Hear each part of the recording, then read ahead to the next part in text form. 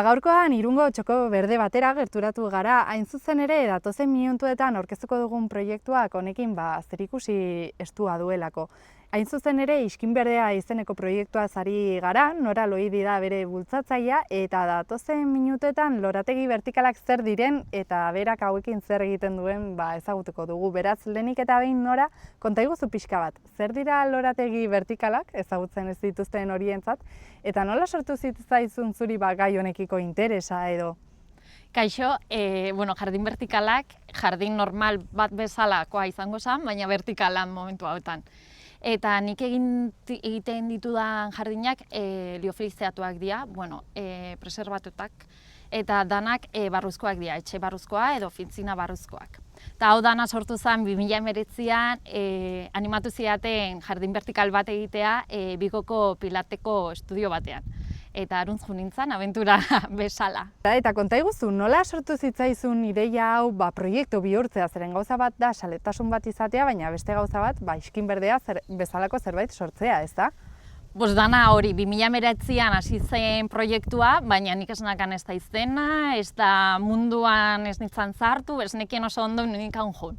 Eta justo lagunekin neola bat esan zian, eta zergatikan ez dezu egiten proiektu bat, eta izena ematen diozu, eta oneri buelta bat ematen diozu, eta venga goazen izena bilatzera.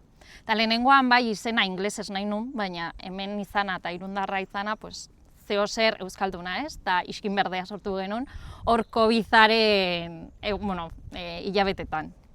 Eta konta iguzu, non ikasi duzu badakizun guztia, ez? Zeren imaginatzen dut honetan trebatzeko gauza asko kontrolatu behar direla, ez da? Bai, ingurumena ikasi nuen eta gero paisajismoa. Eta botanikaren munduan asko kostatzen zait, eta hortikan beste mundu desberdin bat zan jardin vertikalak eta likenak eta goroldiok liofilizatutekin lan egitea. Eta hondikan mundu berri bat sortu zen nire buruan. Eta konta iguzu, Nora, ikusten dugu orain udazkenean sartzen ari garen arren, udaberria ez bada ere, udaberria izaten delako lore eta landareen garaia, gauzak egin daitezkela landarekin ere, ez da? Bai, noski, nik erabiltzen ditudan loreak edo likenak edo goroldiak preserbatutak daude. Gauza da, sabiak kentzen zaie eta glukosa edo glizerinazko moduko sustantzi bat sartzen zaie naturaltasuna mantentzeko. Orduan, loreak, nik erabiltzen zidan loreak, bai, etxe barrukoak edo ofizina barrukoak dira, baina urte guztian lorea izango dute. Eta konta iguzu, zeren aipatu behar dugu, lore hauek zaintzen oso erresak direla eta gainera hori gaur egun geroz eta gehiago bilatzen dela espazio berdeak etxean barnean izatea edo bulegoan, ez? Orduan, konponbide onak dira, ez? Bai, esaten desuna, azkenin zaintzea erraxa da, ez du beharrezkoa ura estatzea eta eguzkizpiak direktoak ez ditu behar. Orduan etxean edo ofizinan aldu egon nahi duen lekuan jarrita. Bikain, eta konta iguzu, zein izan da orain arte egin dituzu proiektu guztien artean gehien gustatu zaizuna edo gehien disfrutatu duzuna? Karo, proiektu desberdinak egin ditut, azken finen, batzuk oso handiak izan dira, Bigokoa komentatu dudana, edo Bioterrako jola prestatu nun, edo Zumaian beste taberna batian nahi nuena. Baina bat gustokoa eta oso gustokoa dakat Biellako, nire lagun batzuei egin nituen 4 bat, eta Biellan dago. Bakarrik likenako, liken preserbatuetako diseinu bat da. Eta ez dakit, kolorea eta bizitza ematen dian kuadro bat, oso berezia da niretzak hori. Eta konta iguzu, landare emotei dagokionez, ez dakit landare mota guztiekin egin daitezkeen, zuk zeintzuk erabiltzen dituzun eta non lortzen dituzun? Nik erabiltzen ditudan landareak eta goroldioak jasangarriak dira.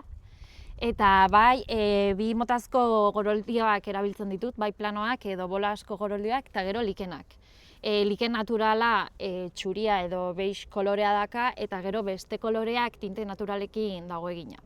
Eta bai, loriak erabiltzen ditudan loriak danak preserbatutak dira. Natural, momentuz, ez dut zartu naturalak. Zure sorkuntzez gainera ere, dakizuna erakusten saiatzen zara, horretalako tailerrak egiten dituzu. Konta iguzu pixka bat, zer egiten duzu tailer hauetan? Tailer desberdinak egiten ditut eta adin desberdinetako baita. Hasi nintzanean lehenengo tailerra umentzako izan zen, gabonetako dekorazio desberdinak egitea. Bai, bela bat, eta zuhaitz, gabonetako zuhaitz bat adorno bezala. Ikusten dugunagatik esan dezakegu tailer hauetan edozeinek parte hartu dezakela, ez? Hau da, aurretik ezer ezagutu gabe, gauza hauek egiten ikas daitekela. Noski, azken finen, nahi duen jendia alda etorri, osea, esperientzia ez da beharrezkoa, bakarrik zure imaginazioa esnatzea. Osea, zuk izatea eta esploratzea material berriekin. Eta konta iguzu, Irunen horrelako zerbait egiteko aukera emango bazizuten, ze espazio aukeratuko zenuken edo ja buruan ideiarik edo alduzun? Ideia baita kadala, eta bai gustatuko litzaieke espazio publiko batean jardin vertikal bat egitea, Irungo liburutegian, leku ona izango zen nire puntu berdea kokatzea. Eta bai hemen Irunen, La Global zerbezeriako espazio itxi hortan, orain dela urte batzuk, egin nuen jardin vertikal bat.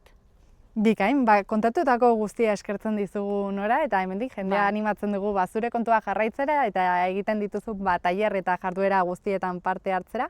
Beraz, mila esker. Bai, zuei, mila esker.